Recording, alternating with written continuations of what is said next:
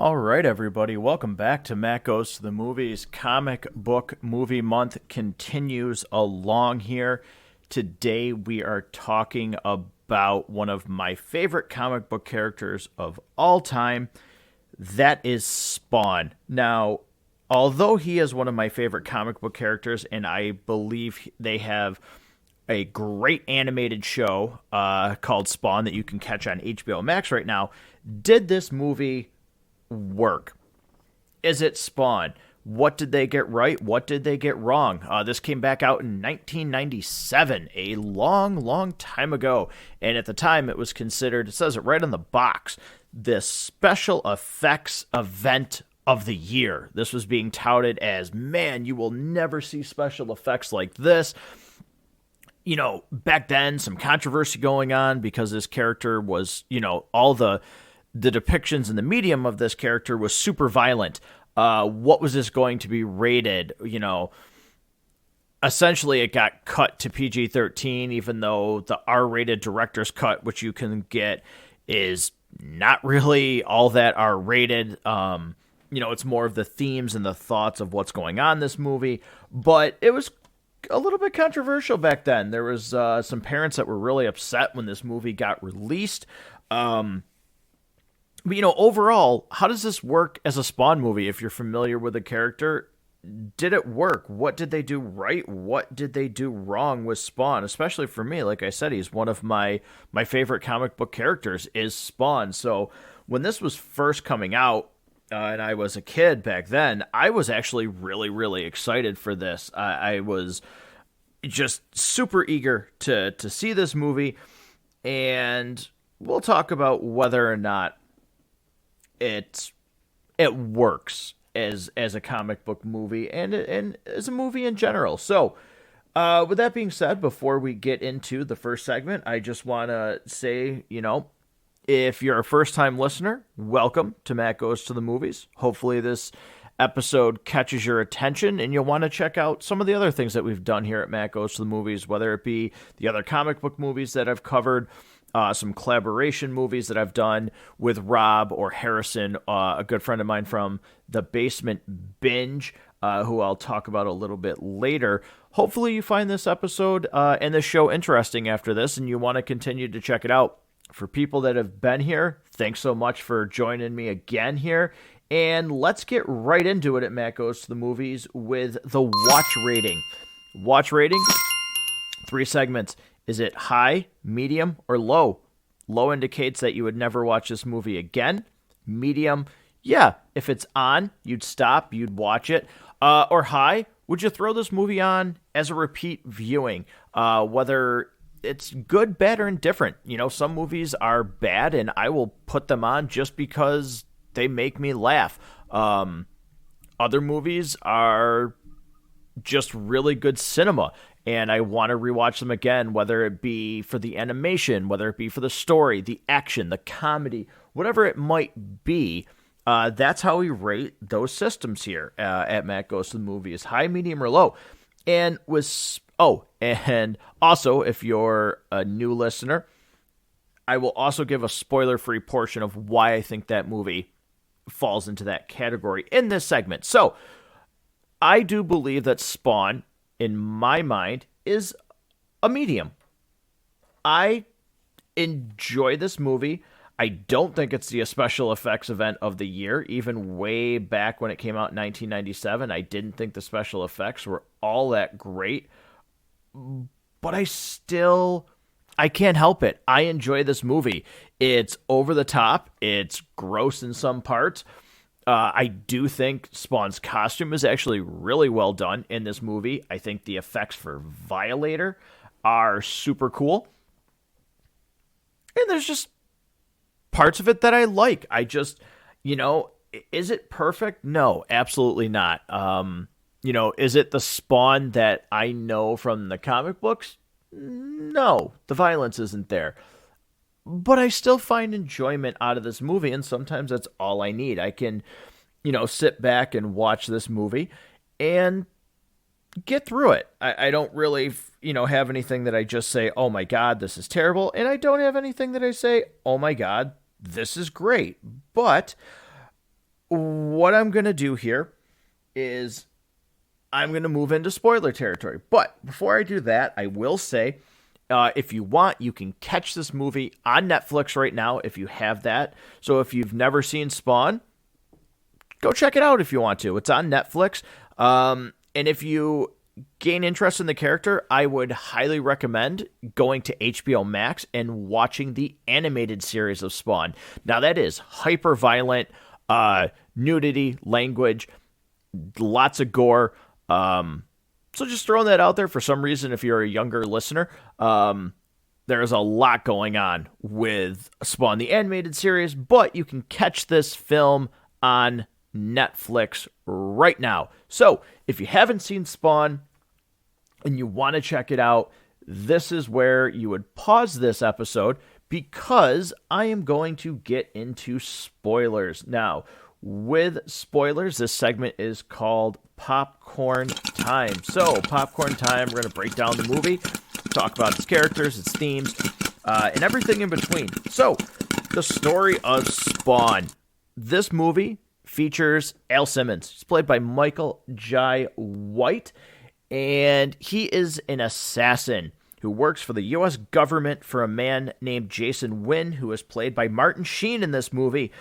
And Al wants to give it up. He's got a wife named Wanda, who he wants to settle down with finally. He is tired of killing, and he wants to quit this life. But you can't quit this life. You're an assassin. You kill people. You've done too much. You know too much.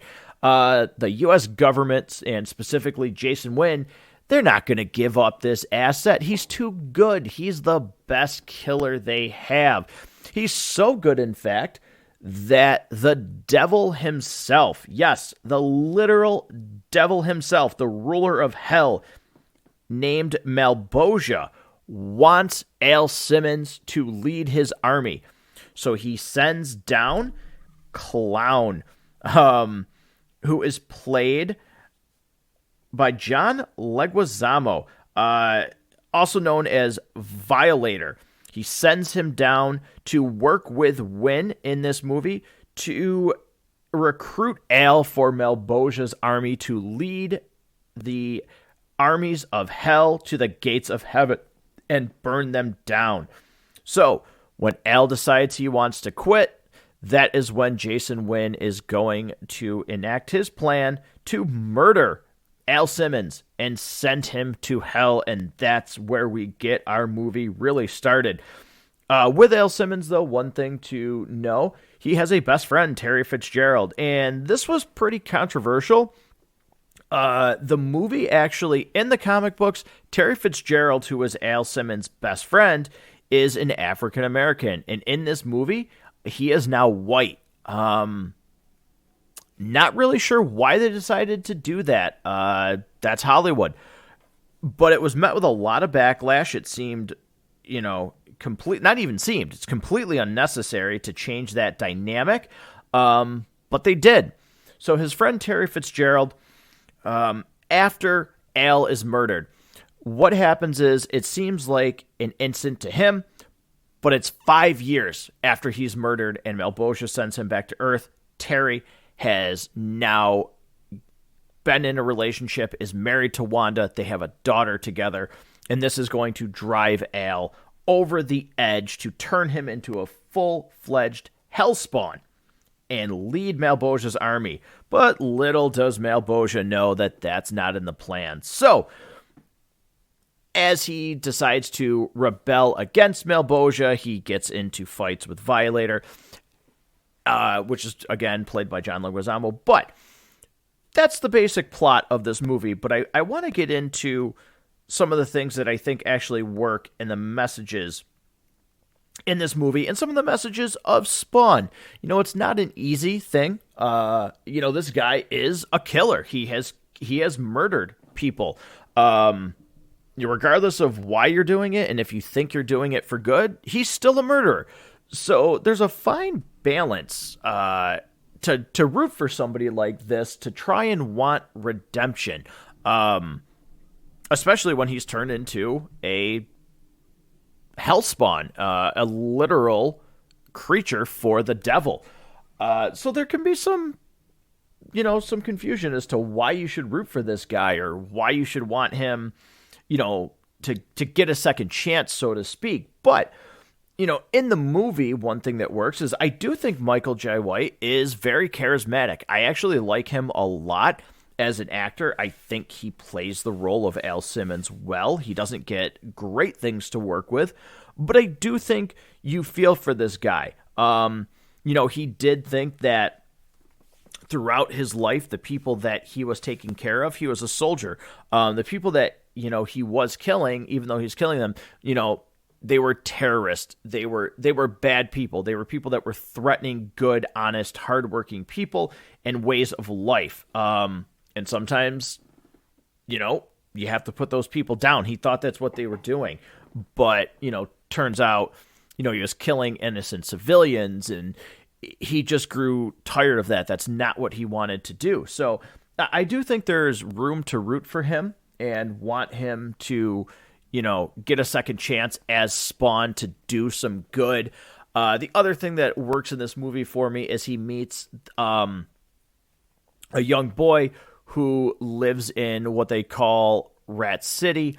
It's just an alley of homeless people, and he meets this kid and befriends him. I think that relationship really works. You do meet Cagliostro in this movie. I think he's terrible. I'm going to get that out there. I think it's a horrible portrayal of Cagliostro, really unnecessary. He's literally just there for exposition, but not in a good way. It's really bad. It doesn't really add anything to the movie.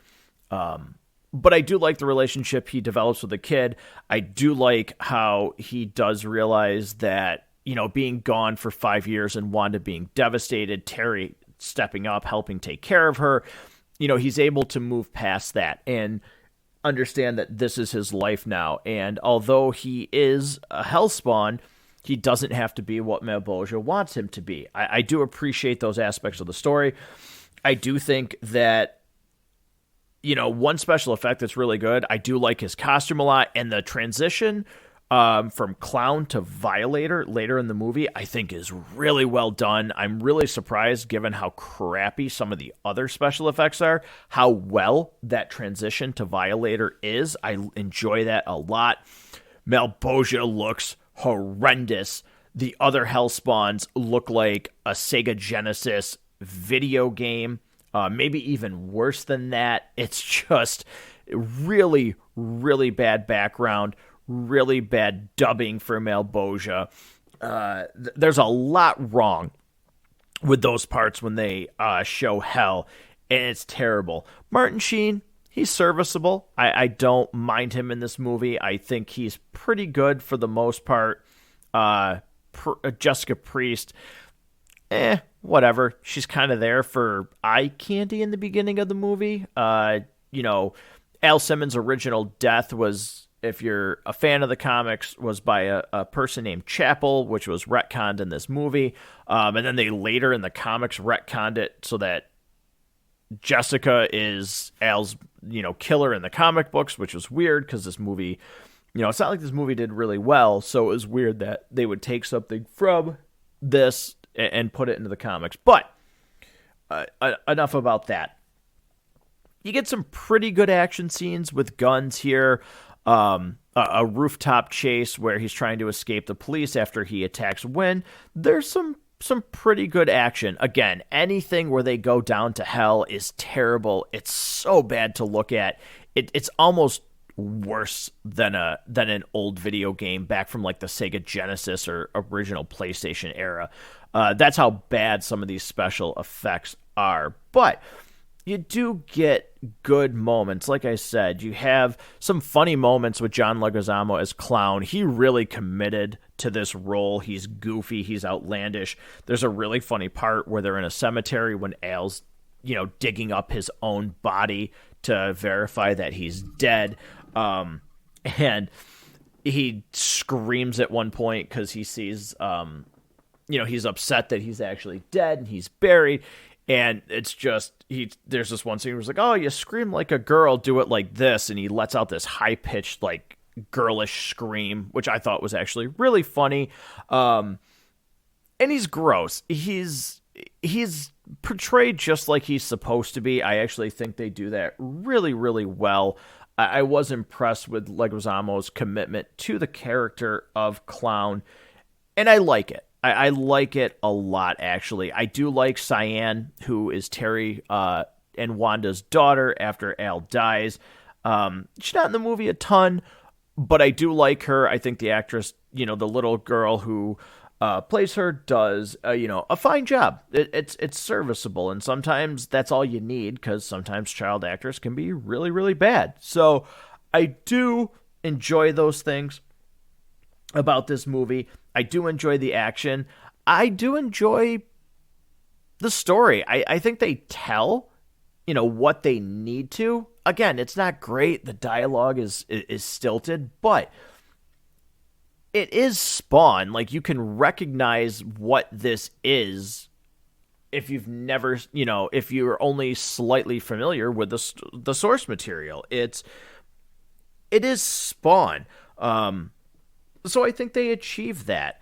Now, would I have liked to see more of an R-rated Spawn? Yes. Back then, though, it wasn't really proven that R-rated movies in that term could work. Certainly we've seen it now with Deadpool and Logan, things like that. But, back then it was about getting as many people into the theater as possible, where R-rated for these type of movies was not a hit. You couldn't take a risk like that, especially on a property that not too many people know. Just because I know Spawn, what a lot of people do, but that doesn't mean that they're going to go out to the theater, and they were trying to make this so that they could get more people in the seats. So I understand what they were doing, making this PG-13. Do I necessarily agree with it? No, but I understand. My favorite scene in this movie would definitely be the Violator transformation. I do really like that. Again, compared to some of the other special effects, that's really well done. I do also like when he attacks Wynn for the first time at, the dinner party. I think that's actually pretty cool. One of my least favorite scenes about this movie is after he fights a Violator, he gets a crash course in how his suit is supposed to work. He learns about his chains and his cape and everything, and it's a 2-minute montage. It's like a Rocky training scene, except he really learns two things. He's like, I gotta go. I gotta go and fight. And it's well, you didn't really do anything. So I don't really like that montage of him learning how to use his powers. He definitely, it skipped over so fast that it's wow, you probably could have cut some other things in the movie and done a little bit more of him learning about his powers. I also do really like the grave scene where he transforms into Spawn for the first time. I like that scene a lot. I think it's really well done. I do think, again, that his comic is actually really, really well. I think that's a positive about this movie, is that my least favorite character in this movie is probably Terry Fitzgerald. He doesn't have a lot to do. I don't like the fact that they changed his ethnicity for the movie. I think that was a really, really tone-deaf call. Also, for the relationship that he has with Al, it's not really fleshed out well enough. I also don't think the actor who plays him, I'm forgetting his name, does a good job. I don't think he's really that great. In this role, he doesn't bring a lot to it. So he would be my least favorite character. So going over all of that, I am going to move into roll credits, where anything interesting about the film, box office numbers, and the overall rating system, 1 to 5 reels that we use here on Matt Goes to the Movies. And an interesting thing about this movie is when they first started talking about this, Columbia Pictures showed interest in making this film. The negotiations fell through because Todd McFarlane was like, I don't have enough creative control. Eventually, though, in order to help get input and merchandising rights, McFarlane sold the film rights to New Line Cinema for $1 to get creative input. I thought that was actually really, really interesting that he sold it to $1. For $1 to be able to have some creative input. Michael J. White, he did find the character of Al Simmons really interesting. He actually said it's the most tragic character I've encountered in any cinematic production. And that's why, I said earlier, he said it's hard to make an audience sympathize with a government assassin who comes back from hell. Like, how do you get someone to actually root for him? Other interesting things, John Leguizamo, 8 hours originally to apply the clown makeup. They did get it down to 4. Michael J. White had to spend 2 hours, to get into the Spawn costume. Really, really interesting. A lot of time. Also, when it was greenlit, Spawn was greenlit for $20 million. The visual effects actually had to increase. It led to the production being increased to $45 million. And a third of that was spent on the effects, which is really, really interesting. A lot of special effects go into this movie. And again, not the greatest, though. So, not that great, but I still find those things interesting. Now, going on to the overall rating, 1 to 5 reels. How is this movie? I do give it a medium for a rewatch, but out of 5 reels, I do give this 3. Again, is this a great movie? No, but something about it just interests me. I can sit down, I can throw this movie on my own. If it was on TV because for whatever reason it was, playing on the channel that I was watching or something like that, I would sit down and watch this movie. I do give it 3 out of 5 reels. It is in no way perfect. There are some, major flaws with this movie. But at the end of the day, I can just sit down and enjoy Spawn. And that's really all I'm looking for. Can I enjoy it? And I do. So, that's going to end this recap of the movie Spawn. Again, if you haven't seen it, and for some reason you went through this review with, with spoilers, go check it out on our HBO Max. Sorry, that's the animated one. Go check it out on Netflix. See what I'm talking about. See if you disagree with me. If you think it's trash, let me know. Right? Leave me comments. Email the show. All of those notes are, at the bottom of the link for this episode. You can contact the show. Let me know what you think of this movie or any other movies that we've covered. We've done Catwoman, Daredevil, Batman and Robin. Let us know. Let me know what you think of those reviews, of those movies. If you agree, if you disagree, I always love hearing those things. And one last thing coming up here. This was supposed to be January for Comic Book Month. I have re-recorded the ending of these episodes because I was sick for a while, was not able to get everything into January, but you're listening to this in February, more than likely. In February, I will be joined by Harrison from the Basement Binge. I mentioned him earlier. Check out his show. It'll be in the show notes. It's a fantastic show, also about movies. Really, really well done. The inspiration for, Matt Goes to the Movies and why I created this show. I'll be joined by him. I'll be joined by Rob. Longtime listeners of Matt Goes to the Movies know who Rob is. And also my son, Brandon, who's helped me with a couple episodes. In February, we'll be doing a 4-part series on our top 100 video games, which I am super excited to record and to talk about. Something completely new for Matt Goes to the Movies. Again, the top 100 video games in our eyes. So it'd be interesting to see what our lists are, where we rank them. And I'll be really interested for listeners to check out that episode and give us your thoughts on what your top video games are. So Thank you so much for tuning in to this episode.